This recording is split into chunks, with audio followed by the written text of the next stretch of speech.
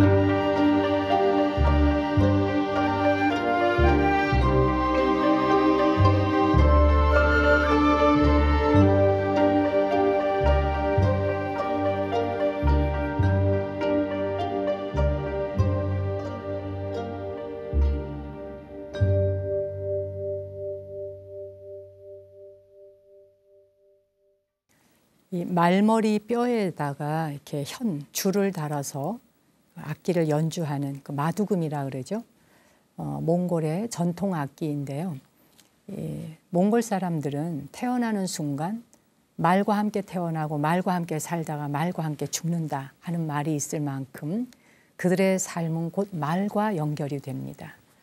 대초원을 달려가는 그 말이 없다면 그들은 아마 그 이동도 하지 못했을 것이고 실제 그 드넓은 초원을 달려가는 데는 자기들의 그 이동 수단으로 말이 가장 가까운 그 혈육과 같은 존재들이 아니었을까.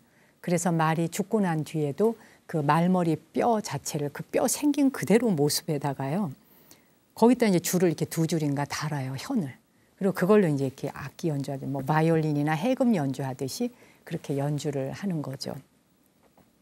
나라마다 참 독특한 그 문화에 따라 음악 또 악기가 탄생하는 걸 보면 그 속엔 그 나라의 정신과 어떤 삶의 양식이 다 들어있는 것 같습니다. 라디오 같은 데서는 보면 왜 음악 이러면은 같은 음악을 이 시간에도 틀고 저 시간에도 틀고 이 방송 저 방송 하루 종일 그 같은 음악을 수십 번도 더 들을 때가 있죠. 그런데도 불구하고 음악은 왜 질리질 않을까? 마치 우리가 밥을 먹는 것과 같이 또 한국 사람들이 뭐 된장찌개나 김치를 먹는 것과 같이 음악이라고 하는 요소도 그런 것 같습니다. 하나의 음악을 반복해서 틀어주어도 별로 지겹게 생각이 들지 않는 그런 또 묘미가 있지 않습니까? 우리 나무 아래 앉아서 시간에도 여러 가지 꼭지와 더불어 다양한 세계 각국의 월드뮤직 음악들을 소개해드리고 있는데 한 번 틀었다 그래서 그 음악을 안 틀고 이러진 않죠. 이제 가끔 어쩌다 틀지만 들을 때마다 감정과 기분에 따라 그날의 날씨에 따라 자기가 놓여져 있는 처지에 따라 또 들리는 것도 다 다르게 들리죠. 6월이라고 하면 여러분은 6월에 어떤 꽃이 떠오르십니까?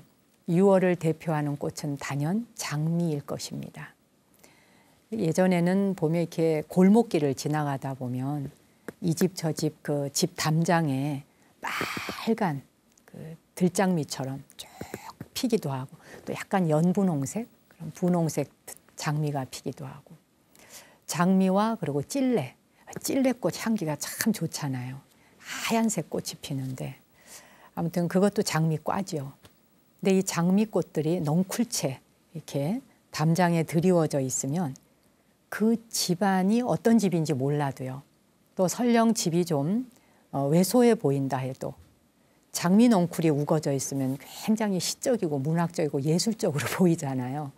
장미 이코로 곧 왜 이렇게 예술과 문학이 떠오르게 하는지요. 장미를 유난히 사랑했던 인물 세계 각국에 뭐 헤아릴 수도 없이 많습니다마는 나폴레옹도 거의 장미에 열광했다 그럽니다. 이 나폴레옹이 해외 원정 중에도 부하들에게 훈령을 내려서 새로운 장미 종자를 구했다 하면은 그냥 바로 프랑스로 보낼 정도로 그렇게 장미에 아주 광적이었다 그래요. 자기의 사랑하는 부인 조세핀 때문이었다 그래요. 그 조세핀이 하도 장미를 좋아하니까 뭐 이제 해외 원정 가서 전쟁을 하러 나갔는데 전쟁 중에도 어디 장미 종자 새로운 거 있나 없나 이렇게 자꾸 살피게 되는 거죠. 참 이거 희한한 거 아니에요? 전쟁을 하면서 누가 죽든지 말든지 하는데 또 한편으로는 내 사랑하는 아내에게 줄 장미 종자 뭐 새로운 거 없나 이렇게 살피니까 도대체 이게 어느 게 인간 마음이라는 건가 싶죠. 아무튼 그 조세핀이 좋아하는 그 장미를 프랑스로 보내다 보니까 파리 서쪽에는 그 장미 정원을 만들어 놓게 되고 세상의 모든 장미 종자를 수집해서 갖고 왔다 그럽니다. 근데 이 조세핀이 생전에 모은 장미의 종만 200여 종이었다 하니까 이건 뭐 어마어마한 겁니다. 20종이라 그래도 입이 쩍 벌어지는 건데 200종이나 되는 그런 장미를 모았다고 하니까 그것이 바로 세계 최초의 장미 정원이 됐다고 해요. 한편으로는 전쟁을 일삼으면서 전쟁을 위해서 유럽을 막 또 이 말을 타고 다니고 마차를 타고 달리면서 또 한쪽으로는 장미꽃의 종자를 새롭게 구하고 그 장미라고 하는 꽃이 가지고 있는 상징성을 보아도요. 정말 치명적인 아름다움을 가지고 있죠. 향기도 매혹적이고 그런 치명적인 아름다움과 매혹 속에 또 가시를 가지고 있으면서 그 두 가지를 겸비하고 있는 것이 마치 우리 인간이 가지고 있는 욕망과 닮아 있지 않나 하는 생각도 해봅니다. 요즘에 뭐 여름에는 장미뿐만 아니라 아카시아 향기도 아직 또 바람에 날리고 있고 많은 꽃향기들이 이 여름에는 또 우리의 정신을 또 새롭고 신선하게 정화도 해줍니다. 숨을 좀 깊이 들이쉬면서 그렇게 폐부 깊숙이 꽃향기를 그렇게 좀 받아들이는 그런 충만한 6월이 되었으면 합니다. 줄리 레베가 노래합니다. 밤의 장미.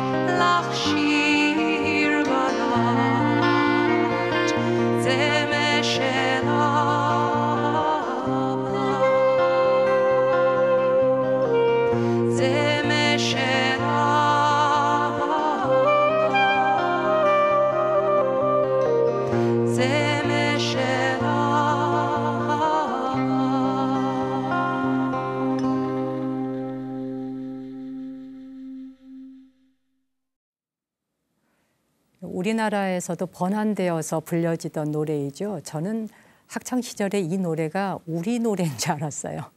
그러다 이제 세월이 한참 가면서 이게 올드팝이라고 하는 걸 알게 됐었는데 오늘은 줄리 레베의 목소리로 들어봤습니다. 밤의 장미.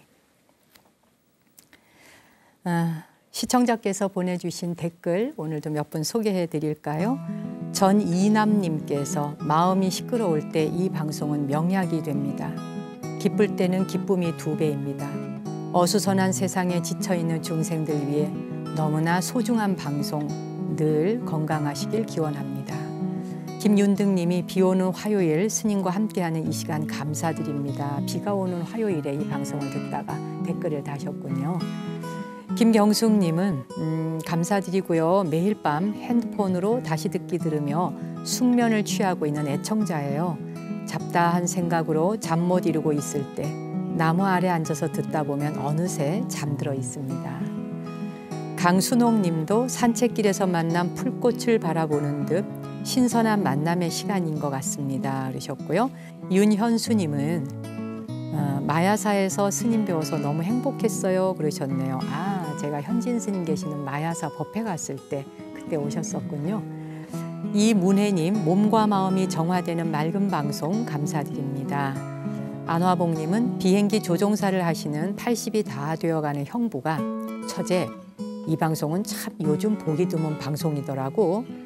음악도 수준 높고 해설도 잘해주시고 영상도 좋고 말씀은 더 좋아 하시면서 빠지지 않고 보신다고 합니다. 제가 형부에게 소개를 해드렸거든요. 이제는 저보다 더 돌아오는 화요일만 되면 오늘이 화요일이지 하면서 방송을 잘 보고 계십니다. 그러셨네요. 그래요. 한 분 한 분이 방송을 소개해 주다 보면 뒤늦게 만난 분이 또 더 열정적인 팬이 되는 경우도 많이 있죠. 조정옥님은 매번 방송 들으면서 실천하려고 노력합니다. 하셨어요. 시청자께서 이렇게 참여해 주시는 한 줄 한 줄 글을 보다 보면 이렇게 스튜디오에 저 혼자 덜렁 앉아서 방송하는 느낌이 안 들어요. 그래서 제가 꼭 이렇게 시청자들의 댓글을 몇 분이라도 소개하는 건 저도 여러분이 어디서 듣고 계시는지 또 어떤 마음으로 듣고 계시는지 이게 좀 교감이 돼야지 되잖아요. 나는 나 혼자 말하는 것 같고 어디에선가 누가 보고 듣고 있겠지 이런 막연함이 아니라 이런 편지 보내주시고 또 댓글 달아주시고 그러면 이렇게 어디에서 많은 분들이 불교 TV를 향해서 눈에 시선을 모아주고 귀를 쫑긋 세우고 계시는구나 그런 마음을 느낄 수 있어서 함께 호흡하면서 하는 그런 느낌이 들어요. 앞으로도 많이 댓글 부탁드리고요. 이 방송 들으실 때 스님들께서 특히 많이 해주시는 말씀입니다만 위에 그 ARS 뜨죠. 방송 중에 전화를 꼭 누른다 하시는 분이 꽤 많이 계셨습니다. 음악 듣느라고 혹시 잊고 계시진 않는지 또 제 이야기에 빠져서 이 전화 누르는 걸 잊고 계시진 않는지 10초 동안 시간 드리겠습니다. 잠시 좀 꼭 눌러보십시오. 여러분이 보내주시는 그 한 분 한 분의 정성 모아서 후원금이 모여지면 그걸로 또 불교 TV에서는 다양한 또 좋은 프로그램 만들어서 질 높은 프로그램으로 시청자에게 여러분에게 다시 또 회항해 드리고 있습니다. 앞으로도 많은 여러분의 그 관심과 또 후원을 부탁드립니다. 이제 6월이 시작됐잖아요, 여러분. 이제 여름이 성큼 왔습니다. 그러니까 6월, 7월, 8월 이제 무더위를 잘라야 되는데 또 장마철이 오면 비도 엄청 오잖아요. 여름에는 감정 조정하기가 참 쉽지 않습니다. 내가 누구인지 잊어버리기도 쉽고요. 아무것도 아닌 일에 화를 잘 내기도 쉽고 짜증 올라오기도 쉽고요. 일단 땀이 나면 쾌적하지 않잖아요. 기분이 쾌적하지 않을 때 아무것도 아닌 일에 괜스레 짜증도 내고 또 언성 톤이 올라가지기도 하고 중생심을 더 많이 쓸 수도 있단 말이죠. 차분해지기보다는.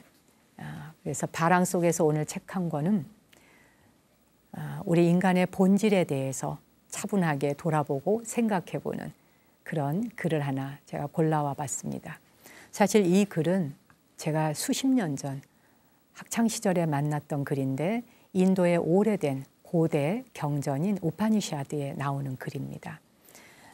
그대가 그것이다 라고 하는 제목인데 굉장히 심오하고 내용이 담겨 있는 그 내용 자체가 철학적이면서 종교적이면서 인생에 아주 깊이 있는 불성을 한번 들여다보게 하는 그런 내용이어서 오늘 역시 여러분과 한번 공유해 보고자 한번 골라와 봤습니다. 귀담아 들어보시죠.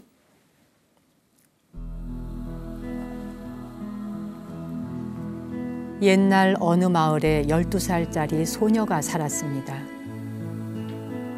아버지가 그 아들을 스승에게 보냈지요. 그리고 무려 12년 동안 공부하고 돌아온 아들에게 아버지가 묻습니다. 아들아, 집을 떠나 지혜를 공부하는 동안 들을 수 없는 것을 듣게 되고 생각할 수 없는 것을 생각하며 알 수 없는 것을 알게 되는 이치를 공부했느냐? 아버지, 어떻게 그런 가르침이 있을 수 있어요? 아들아, 여기 진흙이 있다.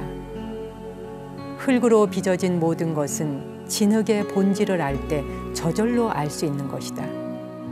그것이 도자기이건 물그릇이건 항아리이건 그것은 단지 단어에서 파생되어 변질된 이름일 뿐이다. 진리는 흙, 바로 그것뿐이다. 아버지, 제게 좀 더 깊이 가르쳐 주세요.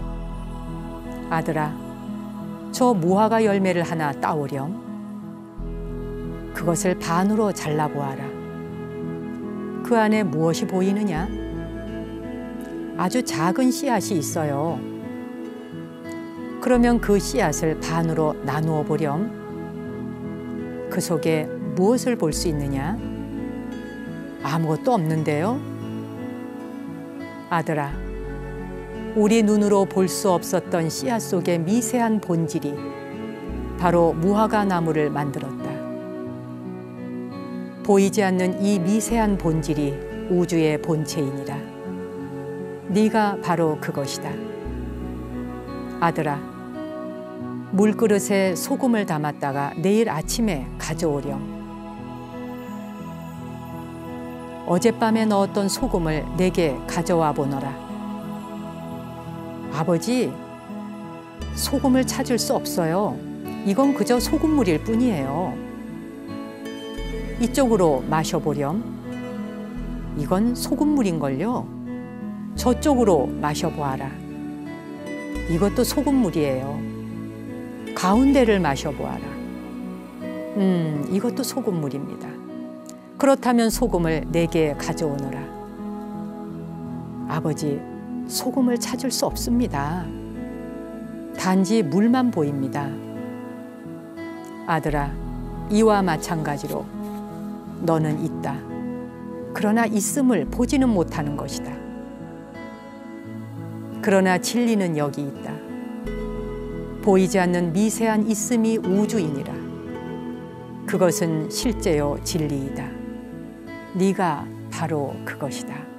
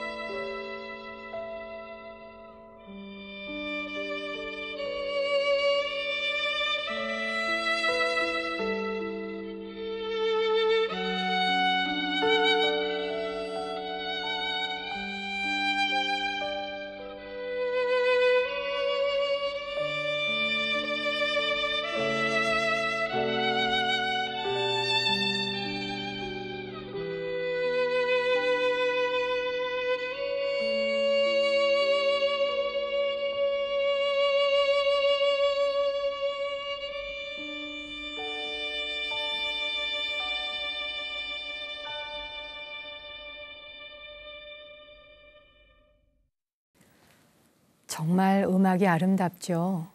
명곡 중에 명곡입니다. My Son, 내 아들이라는 음악인데요.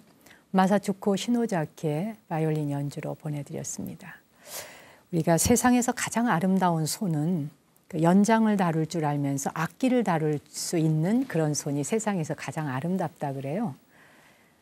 실제로 이 마사추코 시노자키는 4살 때 바이올린을 배운 그 여린 손으로 또 동시에 자동차 정비사 자격증까지 가지고 있다 그래요. 그러니까 자동차 정비를 하려면 기름을 묻혀야 되잖아요. 기름 묻은 손으로 또 바이올린 악기를 연주하기도 하고, 인간의 손이 이렇게 악기 연주하면서 연장을 다룰 수 있는 그 손이 가장 아름답다 하는데, 그래요. 그래서 그런지 이 사람의 연주는 정말 이 가슴 속 저 깊은 곳에 이렇게 두레박을 타고 내려가는 기분이라 그럴까요? 어느 날은 이런 음악을 듣고 있다 보면 그냥 이렇게 마치 편안한 소파에 이렇게 탁 기대듯이 뭐 그런 느낌으로 이 음악을 들으면은 더욱더 마치 그 공양 한 끼를 대접받은 것 같은 그런 음악들이 있습니다. 공양받은 것 같은 그런 느낌이 드는 음악들이 세상엔 정말 많더라고요. 오늘은 그 음악을 여러분께 공양을 올렸습니다.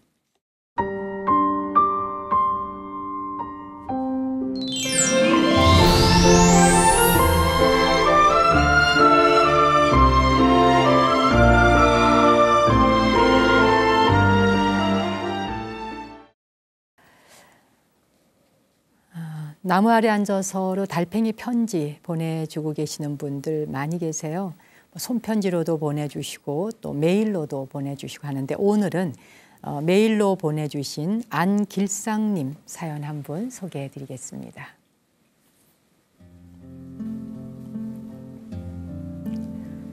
안녕하세요, 스님. 이렇게 사연을 드리는 것은 다름이 아니라 제 마음이 불편해서 몇 가지 스님께 여쭈어보고 싶습니다.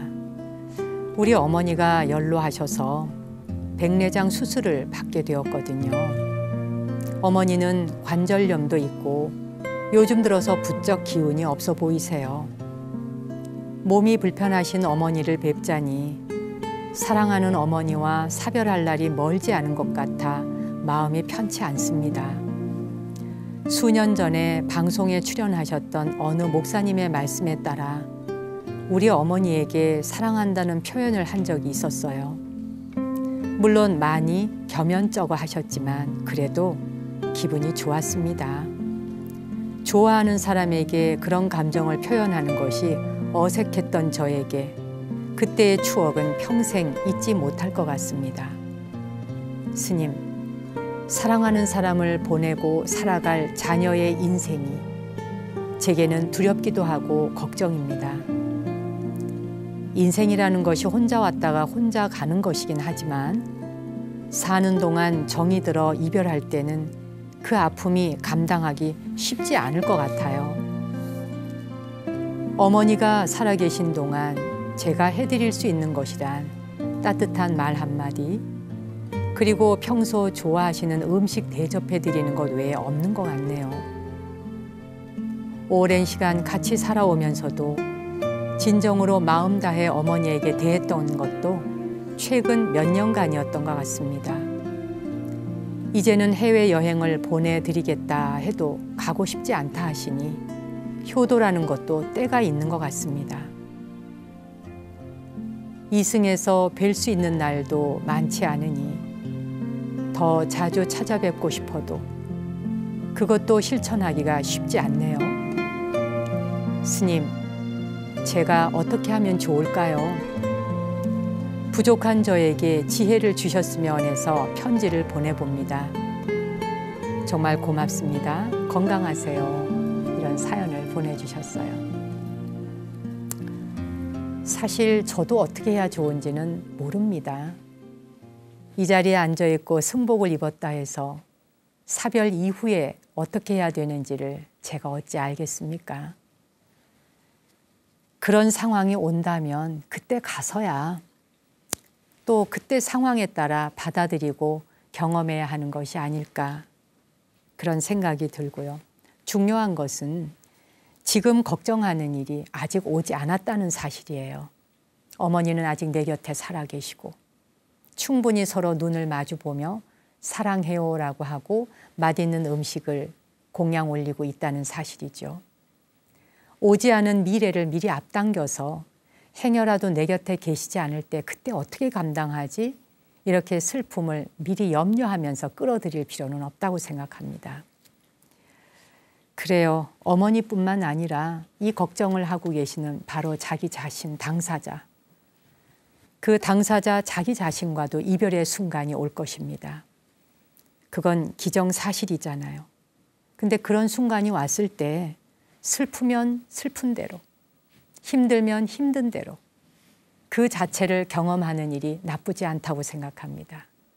그 모든 것들은 우리가 다 공부거리 삼아 배워보기 위해서 세상에 온 거 아니겠습니까? 만남이라 해서 다 좋은 것도 아니고 이별이라 해서 다 나쁜 것 또한 아니지 않나요? 그것처럼 만남과 헤어짐은 우리의 삶에서 마치 숨 한 번 들여쉬고 숨 한 번 내쉬는 것과 같이 그렇게 자연스러운 순한 관계인 것 같습니다. 그래요. 피하고 싶다 해서 피해지는 어떤 게 아니잖아요. 그리고 또 피하고 싶다라는 생각을 하면 할수록 두려움과 고통이 더 깊게 찾아오는 것 같습니다. 어머니와의 사별에 대한 거를 미리 두려워하면 오히려 더 고통스러워지죠. 그 늙은 사자가 이제 자기가 죽을 때가 된 거예요. 죽을 때가 되니까 그 이제 가족이 있는 데로 가까이 다가가더군요. 그래서 이제 새끼들 한 마리 한 마리 그리고 이제 또 그 암사자가 있는 곳에 가까이 가서 하나하나 이렇게 그 혀로 핥아주는 거예요. 혀로 하나하나 핥아주면서 그 함께 했던 시간들에 대한 거를 충분히 그 이별의 시간을 갖는 모양이에요. 그렇게 다 충분히 사랑을 주더군요. 말하자면 이별의 의식이 끝나고 난 뒤 죽음을 맞이해야 하는 늙은 숫사자는 홀로 조용히 가족들을 뒤로 하고 그냥 숲으로 사라집니다. 그게 홀로 죽으러 가는 거라고 설명을 하더군요. TV에서 한번 영상으로 본 적이 있는데 감동이었습니다. 인간에게만 일어나는 일이 아니라 동물들에게도 우리 살아가는 모든 존재들에게 사랑했던 자와 헤어져야 하고 함께했던 자들과 이별을 하는 것은 종교의식 이상으로 저는 아주 소중하고 아름다운 것이라고 생각합니다.